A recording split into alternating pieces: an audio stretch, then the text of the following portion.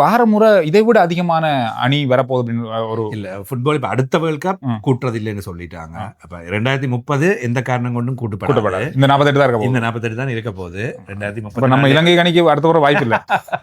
இந்திய அணிக்கே வாய்ப்பு இல்லையா?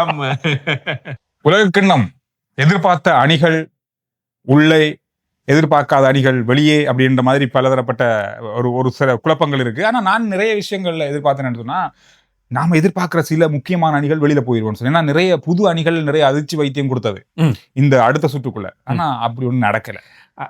நடந்திருக்கும். எப்ப என்ன சந்திர போன முறை மாதிரி 32 டீம் இருந்திருந்தா கட்டாயம் நடந்திருக்கு. இப்ப 48 1-2 டீம்ஸ் அங்க தப்பி பிழைச்சு வந்து சேர்ந்திருக்கிறாங்க. போன முறை ஜெர்மனி, ஸ்பெயின் இதெல்லாம் முதல் சுற்றோடு வெளியேறியது. அதாவது 3வது இடத்துக்கு அவையில் போனதால வெளியேறிச்சினம்.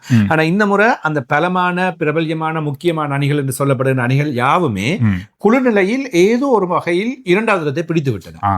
3வது இடத்துக்கு பிடித்த அணிகள் என்றும் இல்ல. இதுல நிறைய எதிர்பார்த்த வீரர்கள், ரொனால்டோ, மெஸ்ஸி, இந்த மாதிரியான முக்கியமான வீரர்கள் மெஸ்ஸி பேசப்பட்டு. இப்ப இன்றைக்கு மேட்ச்ல ஃபுல் டைம் விளையாட இல்ல. நான் எதிர்பார்த்தேன் ஃபுல்லாவே விளையாடாம அரவாசில வந்தார் போல. அரவாசில வந்து கோல் வந்த வரத்துல. இப்ப மெட்டவங்க எல்லாம் விளையாடி கொண்டிருக்கிறவங்க தொடர்ந்து அடிக்கலாமல் இருக்குது. இவர் 3 மேட்ச்லயே 6 கோல். அது மாத்திரம் இல்லாமல் போன மேட்சோட ரெக்கார்ட் இப்ப உலக கிண்ணத்துல 7 போட்டிகளில் தொடர்ந்து கோல் அடித்த முதலாவது நபர். போன முறை உலக கிண்ணத்துல தொடங்கி இந்த முறை வரையும் இப்ப 7 மேட்ச்ல நிக்காமல் கோல் அடிச்சு கொண்டிருக்கிறார் தொடர்ந்து. அந்த மாதிரி ஒரு மெஸ்ஸியால உலக கிண்ணம் இப்ப போயிருக்கு. அது காரணமாக அர்ஜென்டினாவின் வாய்ப்பு உலக கிண்ணம் தொடங்குவதற்கு முதல்ல 7-8ஆம் இடத்துக்கு பின்னுக்கு வைத்திருந்தாங்க. இப்ப 2வது சுற்று இன்றைய தினம் ஆரம்பிக்கின்ற நிலைமையில் உலக கிண்ணத்தினை வெற்றி பெறுவதற்கான எதிர்வு கூறல் வாய்ப்பு அர்ஜென்டினாவுக்கு முதலிடத்துக்கு வந்திருக்கின்றது. இந்த பெரிய மாற்றம். போர்த்துகலுக்கு என்னாச்சு? போர்த்துகல் மிக மோசமாக தடுமாறுகின்றது.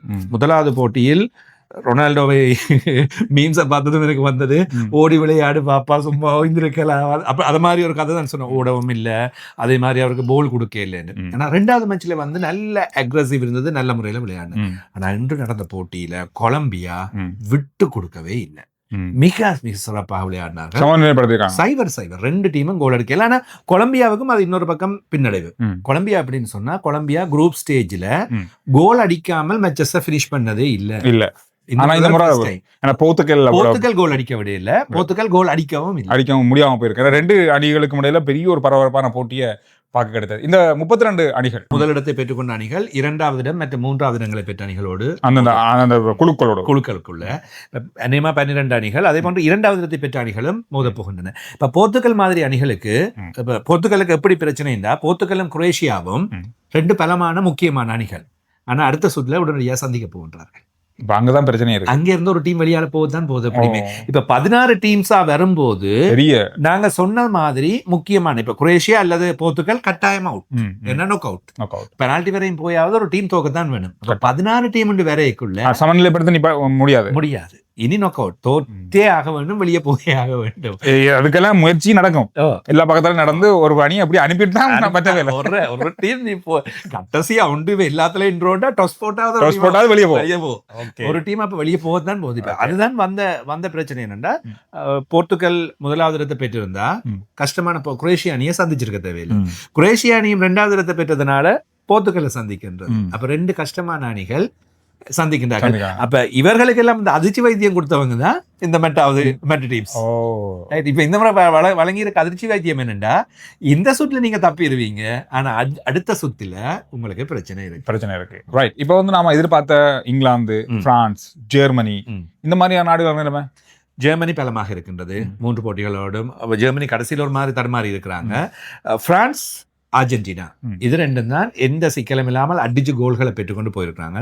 பிரான்ஸ் கூட இங்கிலாந்து கூட ஒரு தடுமாற்றம். ஆனால் இன்றைய தினம் 2-0 என்று வெற்றி பெற்று ஹரிகேனின் கோலோட மீண்டும் ஒரு பலம் பெற்றிருப்பதாக நம்பப்படுகின்றது. இந்த மாதிரி நிறைய அணிகள் பலம் பெற வாரமுறை இதை விட அதிகமான அணி வரப்போகுது அப்படின்னு ஒரு இல்ல. ஃபுட்பால் இப்ப அடுத்த வேர்ல்ட் கப் கூட்டுறது இல்லைன்னு சொல்லிட்டாங்க. அப்ப 2030 எந்த காரணம் கொண்டும் கூட்டப்படாது. இந்த 48 தான் இருக்க இந்த 48 தான் இருக்க போகுது. 2030 நம்ம இலங்கை அணிக்கு அடுத்த ஒரு வாய்ப்பு இல்ல. இந்திய அணிக்கே வாய்ப்பு இல்லையா? உங்களுக்கு தெரியுமா, சர்வதேச கோல்கள் கூடுதல் அடிச்சவர் இந்த நாட்டை சேர்ந்தவர் இந்தியா. ஆனா இந்தியா ஒரு டீம் இல்ல. இந்தியாவோட டீம் உலக கிண்ணத்துக்கு தெரிவு செய்யப்படுறது இல்லை. தெரிவாகிறது இல்லை. இதுதான் பிரச்சனையாக இருக்கின்றது. இது இது இதை பத்தி நிறைய பேர் பேசிட்டு இருக்காங்க. ஆனா அதுல சரியான பதில் யாருக்கும் இல்ல. யாருக்கிட்டையும் சரியான பதில் இல்ல. டேலண்ட் ஏன் என்ற கேள்வி மட்டும்தான் இருக்கு. டேலண்டான பிளேயர்ஸ் இன்னும் இல்ல, அல்லது அதுக்கான சரியான நடைமுறைகள் இல்ல. ஆசியாவுக்குள்ள இருந்து பலமான அணி இருந்தா இப்ப ஜப்பான் தான் இருக்கு. ஜப்பான், சீனா கூட இல்ல. ஜப்பான் தான் பலமா இருக்கிறது. அதுக்கு அடுத்தது ஈரான், கொரியா, சவுத் கொரியா, இப்ப ஈரானையும் வெளியே அனுப்பிட்டாங்க. பாவப்பட்டு வெளியே போய் நான் நினைச்சேன் ஈரான் அடுத்த கட்டத்துக்கு போகும்னு நான் நினைச்சேன். ஏன்னா ஈரானுடைய சில போட்டிகள் நான் பார்த்தேன், நல்லா விளையாடுனாங்க. கொஞ்சம் துரதிஷ்டம் சொல்லலாம். நேற்று தினம் ஒரு கோல் அடிச்சாங்க. அவர்களுக்கு அதிக அழுத்தம், இந்த மாதிரியான நிறைய விஷயங்கள். அழுத்தத்தோடு வந்தவர்கள் விளையாடிய விதம் நல்ல விதமாக அமைந்தது. எனவே அவர்கள் வெளியேறி இருக்கின்றார்கள். இன்றைய தினம் நடைபெற்ற போட்டியில சேர்ந்த சுவாரஸ்யமான விஷயங்கள் நடந்ததுண்டு. கொங்கு அணி இவங்க கிட்டத்தட்ட அடுத்த சுற்றி இல்ல, இவங்க போயிடுவாங்களோ வெளியாள் இந்த மாதிரி இருந்தது. 3-1 வெற்றி பெற்று 3வது இடத்தை பிடிச்சு உள்ள வந்து இருந்தாங்க. அதே மாதிரி அர்ஜென்டினாவில குரூப்ல இருந்த 2 டீம்ஸ் 2க்கும் அர்ஜென்டினாட்ட தோத்துட்டாங்க. அதே மாதிரி வெளியால போன ஜோர்டானோட 2 டீமும் வெண்டுட்டாங்க. அப்போ ஜோர்டான் வெளியே போயிட்டுது. சரியா? அல்ஜீரியா, ஆஸ்திரியா இப்ப 2 பேரும் போட்டியை ட்ரோல முடிச்சா 2 பேரும் போவாங்க. 2 பேரும் உள்ள போவாங்க. ஒருத்தர் தோத்துட்டாருண்டா 2 பேரும் வெளியே போவாங்க. இல்ல ஒருத்தர் போயிடுவார், ஒருத்தர் வெளியே. அப்படி தெரியுமா? 3-3 கோல். சமநிலை. அவன் அடிச்சா இவன் அடிக்கா, இவன் அடிச்சா அவன் அடிக்கா. இதே மாதிரியே போச்சுது. 1-1, 2-2, 2-2, 3-2, 3-3. 90 நிமிஷத்துக்கு பிறகு கோல் அடிச்சாங்க. 2 பேரும் உள்ள போயிட்டாங்க. அதனாலதான் ஈரான் வெளியே போச்சுது. ஈரான் இதுல யாராவது ஒரு டீம் தோத்துருந்தா ஈரான் உள்ள, இந்த தோத்த டீம் வெளியால. ஈரானுக்கு பாருங்க அந்த மாதிரி ஒரு துரதிர்ஷ்டவசமான சம்பவம் பதிவாயிருக்கு. நேற்று கோல் அடிச்சுட்டாங்க. 2-1 சொல்லியும் போயிட்டுது. 3 நிமிஷத்துக்கு பிறகு நடுவர் செக் பண்ணி அது கோல் இல்லைன்னு சொல்லி கோலை கேன்சல் பண்ணி, அது வெளியில, அதாவது கோல் அடிச்சதா சொல்லி 3 நிமிஷத்துக்கு பிறகு யோசிச்சு பாருங்க எப்படி துரதிர்ஷ்டம். அதுல பெனால்டி ஒன்று கிடைச்சது. அதுவும் இல்ல, ஆரம்பத்துல அதை வெளியால் அடிச்சு விட்டாங்க. இந்த மாதிரி ஈரானுக்கு நிறைய வாய்ப்பு இருந்தும் இந்த முறை ஈரான் வெளியே போயிருக்குது. அது ஈரானுடைய துரதிர்ஷ்டவசம், அதிர்ஷ்டம், இந்த மாதிரி நிறைய விஷயங்கள் இருக்கு. என்னதான் இருந்தாலும் சில அதிர்ஷ்டங்கள் வேணும் தான். அதிர்ஷ்டம் இல்லாம இருந்தது. ஃபுட்பால் எல்லாம் அடிப்பாங்க சில நேரத்துல, ஒரு தரம் இல்லாத கீப்பரே இல்லாத போஸ்ட் அடிக்க பால் மேல போகும். அன்றைக்கு மெஸ்ஸி பார்க்க இல்லையா முதலாவது பெனால்டி, மெஸ்ஸி கை கடிச்ச அதுக்கு பிறகு 3 கோல். அடுத்து இன்னைக்கு என்னென்ன முக்கியமான ஒரு போட்டி, இன்று மட்டும் ஒரே ஒரு போட்டி, நாளையிலிருந்து 2 போட்டிகள். இன்றைய தினம் தென்னாப்பிரிக்கா மற்றும் கனடா அணிகளுக்கு இடையிலான போட்டி. ரெண்டுமே ஃபர்ஸ்ட் ரவுண்ட்ல இருந்து செகண்ட் ரவுண்டுக்கு வந்து விளையாடுறது ஃபர்ஸ்ட் டைம். அதாவது நாக் அவுட்ல விளையாடுறது ஃபர்ஸ்ட் டைம். 2 பேரும் 2வது இடங்களை பெற்றுக்கொண்டவர்கள். இவர்கள் மோத போறாங்க. கனடாவில் நடக்கிற போட்டியா இருக்கும் இது. கனடா பலமான அணியாகவும் தென்படுகின்றது. எனவே அவர்களுக்கு வாய்ப்புகள் கூட அதிகரிக்கு. நாளை இரவு நாளை இந்த போட்டி பற்றி பேசியதன் பின்னர் நாளைக்கு ரிசல்ட்ஸோடையும் நாளைக்கு நடைபெற போட்டி பற்றியும் பேசலாம். நாளை இரவுக்கு பிரேசில், ஜப்பான், இப்படி போட்டிகள் தொடரும். முக்கியமான போட்டிகள் இருக்கு. நிகழ்ச்சிக்கு இன்று சொன்ன வழங்குறாங்க மோட்டோல் ஆயில். ஹோண்டா வாகனங்களுக்கான மிகச்சிறந்த என்ஜின் ஆயில். ஹோண்டா காரா இருக்கட்டும், ஹோண்டா பைக்கா இருக்கட்டும், இந்த என்ஜின் ஆயிலை நீங்கள் பாவிப்பதன் மூலமாக உங்கள் வாகனத்தின் என்ஜினை உயர்வான தரத்தில் நீங்கள் வைத்துக் கொள்ளலாம். பழுதுகள் ஏற்படாமல் பாதுகாத்துக் கொள்ளலாம்.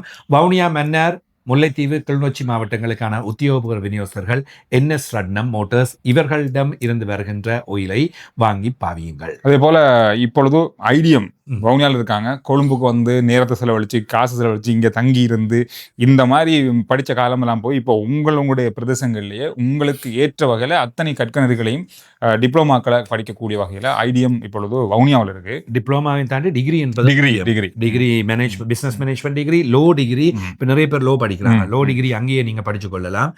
நர்சிங் டிகிரி இருக்குது. இப்படி பல டிகிரி ப்ரோக்ராம்ஸும் இருக்குது. நீங்கள் வவுனியா காளி கோவில் வீதி குருமன்காட்டில் அமைந்திருக்கின்ற ஐடிஎம் நேஷன்ஸ் கேம்பஸ் இன்டர்நேஷனலுக்கு சென்று மேலதிக விவரங்களை பெற்றுக் கொள்ளுங்கள்.